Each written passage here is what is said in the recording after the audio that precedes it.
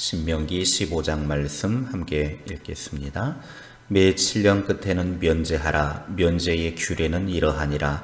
그의 이웃에게 꾸어준 모든 체주는 그것을 면제하고 그의 이웃에게나 그 형제에게 독촉하지 말지니 이는 여호와를 위하여 면제를 선포하였음이라. 이방인에게는 네가 독촉하려니와 네 형제에게 꾸어준 것은 네 손에서 면제하라.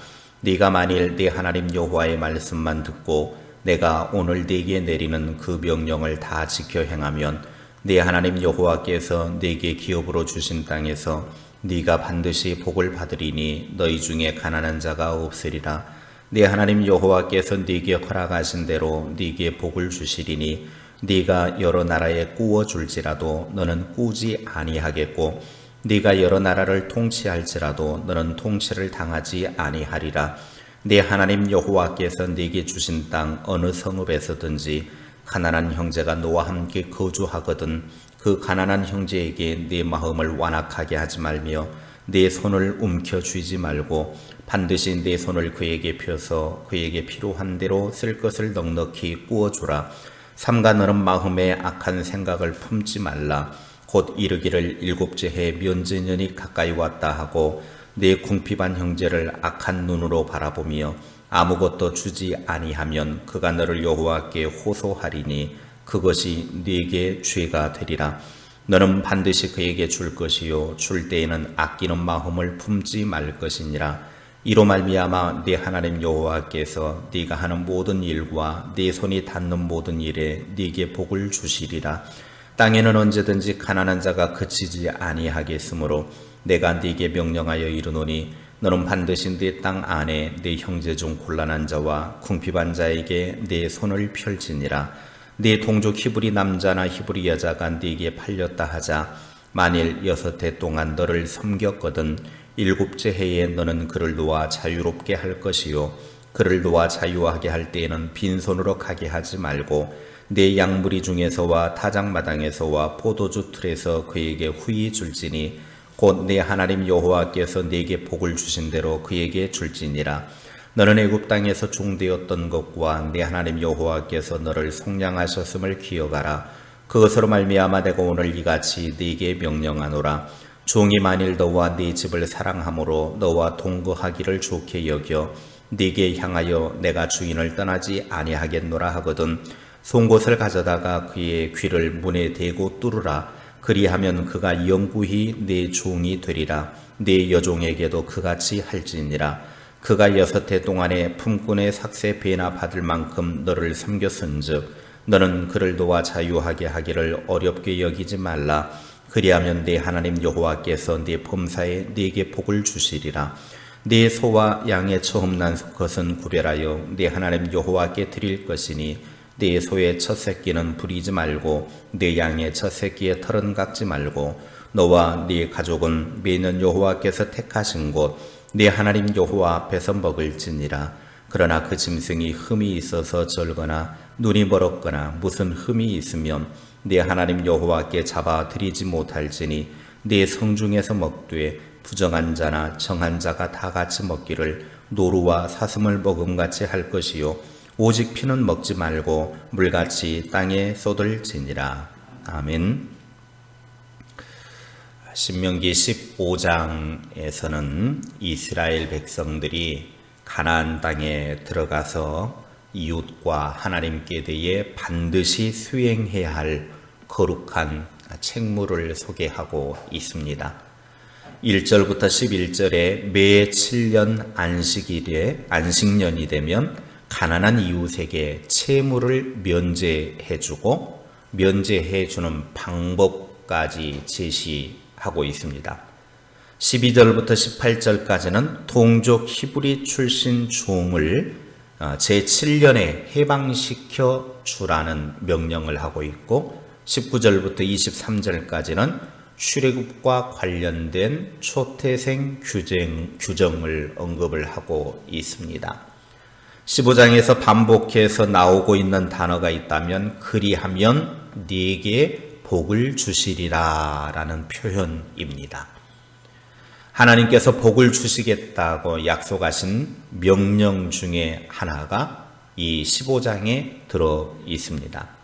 첫째, 가난한 이웃의 빚을 탕감해 주라고 말씀하십니다. 1절부터 11절까지 가난해서 빚진 형제를 탕감해 주면 하나님께서 반드시 복을 주시리라는 내용이 담겨 있습니다. 2절 말씀에 그의 이웃에게 꾸어진 모든 체주는 이라고 말씀을 하고 있습니다.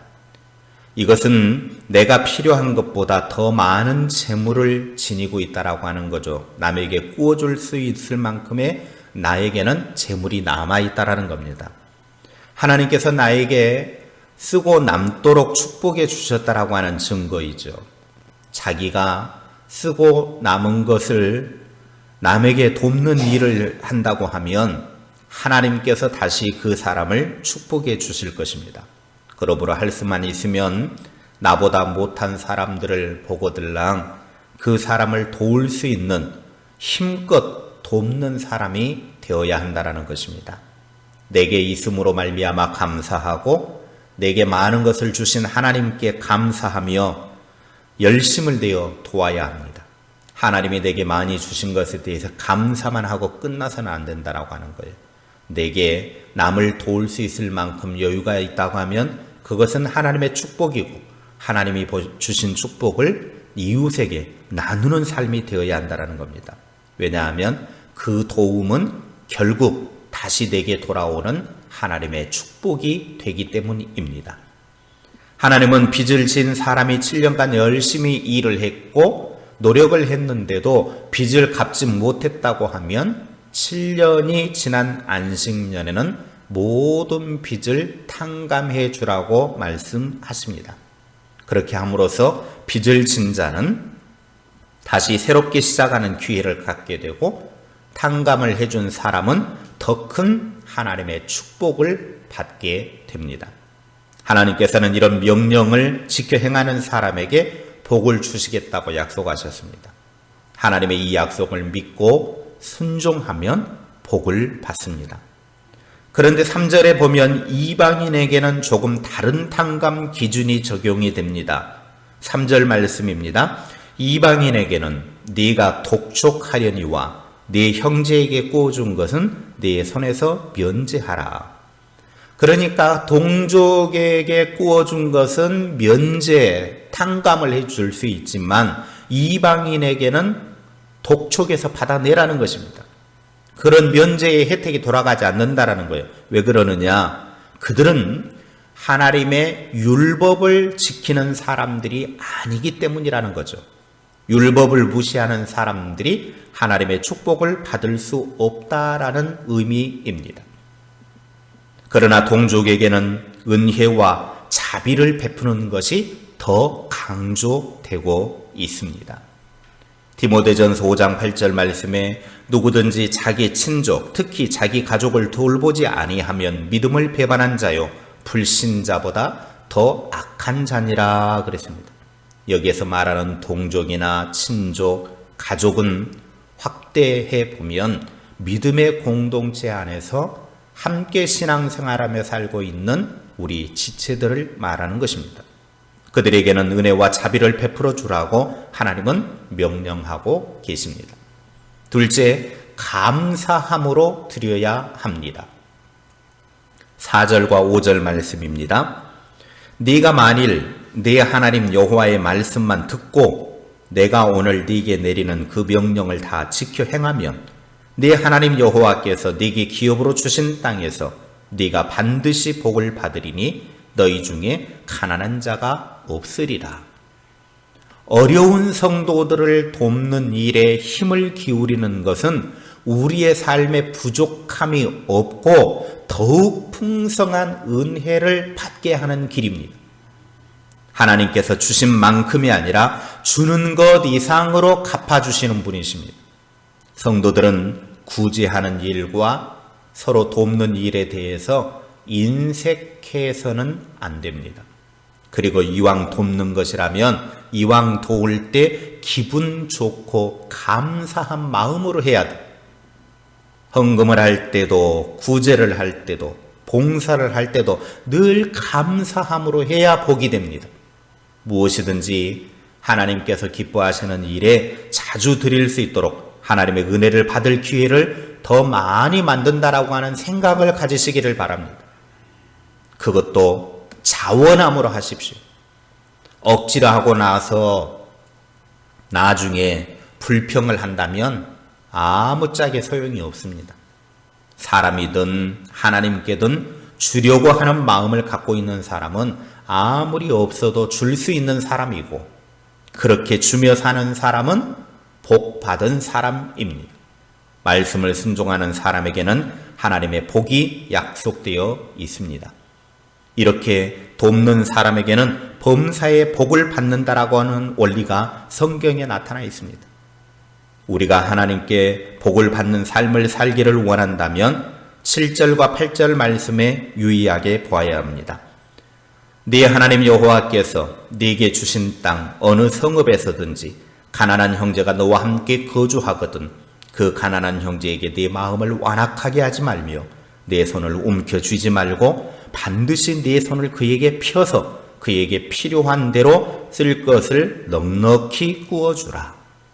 자기에게 도와줄 능력이 있는데도 손에 움켜쥐고 주지 않는 것은 하나님의 뜻에 맞지 않는 거라는 겁니다. 도움이 필요한 사람에게 꽉 쥐고서 악한 마음을 품어서는 안 됩니다. 언제든지 도움이 필요한 사람에게 마음껏 넉넉히 주라고 말씀하고 계십니다.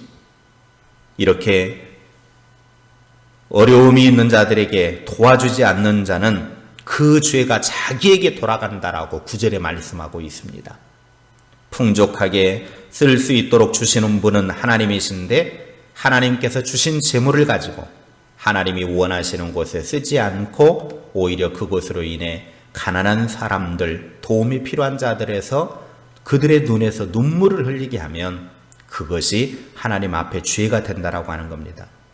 내 통장에는 잔고가 쌓여져만 가고 있고 부동산은 날로 늘어만 가고 있는데 손을 벌리고 도움을 요청하는 지체들의 소리를 외면하면 결국 그 소리가 하나님께 들릴 것이고 그 책임을 가진 자가 져야 합니다. 그러므로 우리가 범사에 복을 받는 비결이 있습니다. 그것은 도움이 필요한 사람에게 구제하는 것입니다. 10절입니다. 너는 반드시 그에게 줄 것이요 줄 때에는 아끼는 마음을 품지 말 것이니라. 이로 말미암아 내 하나님 여호와께서 네가 하는 모든 일과 네 손이 닿는 모든 일에 네게 복을 주시리라. 반드시라고 말씀하고, 이 반드시라고 하는 것은 해야만 하는 것, 꼭 해야 되는 일이 마지못해 하는 것이 아니라 반드시, 그러면 하나님께서 하는 모든 일에 복을 주실 것이라고 말씀하고 있습니다. 셋째, 하나님 우선주의의 삶을 살아야 합니다. 19절부터 23절은 하나님 우선주의로 삶을 살아야 한다라고 하는 것을 강조하고 있는 것이죠. 짐승이 태어나면 그것을 주신 하나님의 은혜를 생각해서 처음 난 수컷을 구별해서 하나님께 드리는 것입니다. 하나님 앞에 흠없는 제물로 가장 귀한 것을 드린다라고 하는 것은 하나님이 우선이라고 하는 거예요. 이것은 우리가 가진 것을 하나님께 드릴 때 가장 좋은 것으로 드려야 한다라고 하는 것이죠. 늘 언제나 그리스도인의 삶은 하나님 우선이 되어야 합니다. 과거의 어려움에서 해방시켜 주신 하나님의 은혜를 기억하며 가난한 자를 도와주면 현재와 미래에 하나님은 반드시 복을 내려 주십니다. 어려운 사람을 도와주는 것은 결국 하나님을 기쁘시게 하는 일일 뿐만 아니라 나 자신에게도 축복의 길이 된다라고 하는 사실을 믿고 여기에 나온 축복의 원리를 따라 하나님의 복을 많이 받고 받은 것을 나누며 사는 하나님의 사람들이 되시기를 주님의 이름으로 축복합니다. 기도하겠습니다. 우리를 죄에서 구원하여 주시고 하나님의 은혜로 천국 백성 되게 해주셨을 뿐만 아니라 이 땅의 삶을 살아가면서 먹을 것과 입을 것과 집과 또 땅까지도 허락해 주셔서 감사합니다. 이 모든 것들 다 하나님의 은혜로 받은 것이오니 이제 우리가 받은 것 도움이 필요한 가난한 이웃들에게 나누며 그들을 돌볼 수 있는 그런 하나님의 사람들이 되게 하옵소서. 어려움이 있는 자들을 돕는 것이 하나님께서 베풀어 주신 은혜의 이유고 축복의 이유라고 말씀하고 있습니다. 내게 남들을 도울 수 있는 여유가 있다고 하면 그것은 하나님의 축복이오니 그들을 도와서 또 다른 축복의 열매를 거두는 하나님의 사람들 되게 하옵소서. 어려운 이웃을 돌보는 것이 하나님을 기쁘시게 하는 일이라고 하셨사오니 하나님을 기쁘시게 하는 일을 많이 해서 우리도 더 많은 축복을 받아 누리고 또 축복을 받은 대로 하나님이 기뻐하시는 일에 열심을 품는 하나님의 사람들 되게 하옵소서. 아버지 하나님의 은혜를 따라 살아가는 주의 백성들의 삶이 날마다 힘있게 하시고 능력 있게 하시고 권세 있게 하옵소서. 오늘 하루도 주의 능력과 권능으로 우리를 붙잡아 주시고 주의 은혜 안에 품어 주셔서 승리하고도 남는 복된 하루 되게 하옵소서. 예수님의 이름으로 기도하옵나이다. 아멘.